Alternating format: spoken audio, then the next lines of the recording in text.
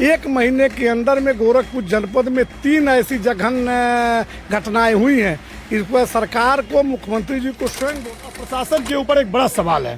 तो रक्षक भक्षक बन गया इसके लिए, और पुलिस उसको सुरक्षा दे रही है। जहां भी देखिए वीआईपी ट्रीटमेंट उसके साथ किया जा रहा है, ये गलत है। अभी तक उसके ना घर पे बुलडोजर चला, ना ही उसको उसके टांगों पे गोली मारी गई या उसका इनकाउंटर किया गया। नमस्कार दोस्तों, मैं हूं बजरंगबली उपाध्याय और आप देख रहे हैं मुद्दे की बात।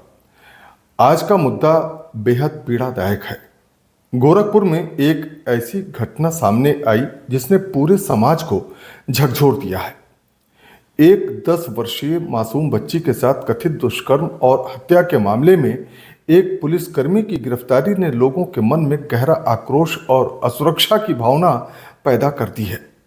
प्रारंभिक जांच के आधार पर पुलिस ने आरोपी सिपाही को गिरफ्तार किया है और मामले की जांच अभी जारी है।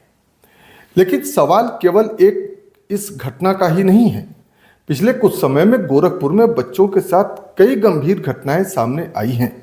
कहीं अपहरण, कहीं हत्या, कहीं यौन अपराध।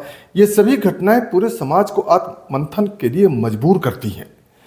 भारत में बच्चों की सुरक्षा के लिए वैसे तो पॉक्सो एक्ट और भारतीय न्याय संहिता जैसे कड़े कानून हैं, लेकिन कानून तब लागू होता है जब अपराध हो चुका होता है। असल चुनौती तो अपराध को होने से पहले ही रोकने की है।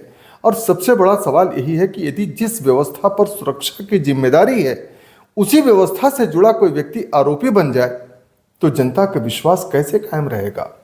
यह प्रश्न किसी एक पुलिसकर्मी पर नहीं है, बल्कि पूरे तंत्र की जवाबदेही पर है। साथ ही यह भी उतना ही महत्वपूर्ण है कि किसी भी मामले में अंतिम निष्कर्ष न्यायालय के निर्णय के आधार पर ही माना जाए। आरोप और दोष सिद्धि अलग अलग चरण होते हैं। इन अपराधों को रोकने के लिए क्या सिर्फ पुलिस ही जिम्मेदार है? तो ऐसा नहीं है। इसके लिए समाज की जिम्मेदारी भी है।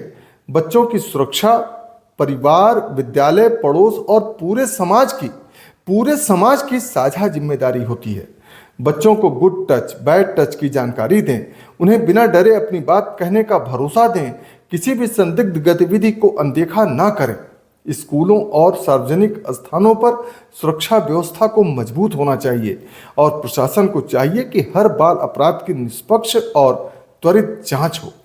दोषी पाए जाने वालों के विरुद्ध कठोर कानूनी कार्रवाई की जाए। पीड़ित परिवार को हर संभव सहायता जल्द से जल्द उपलब्ध करवाया जाए।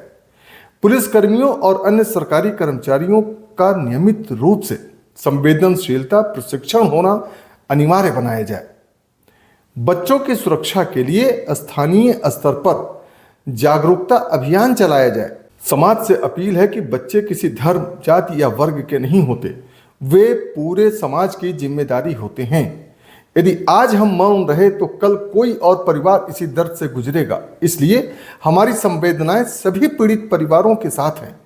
उम्मीद है कि हर मामले में निष्पक्ष जांच होगी, दोषी को कानून के अनुसार जल्द से जल्द सजा मिलेगा और निर्दोष को जल्द से जल्द न्याय मिलेगा। याद रखिए, बचपन सुरक्षित होगा तभी भविष्य सुरक्षित होगा।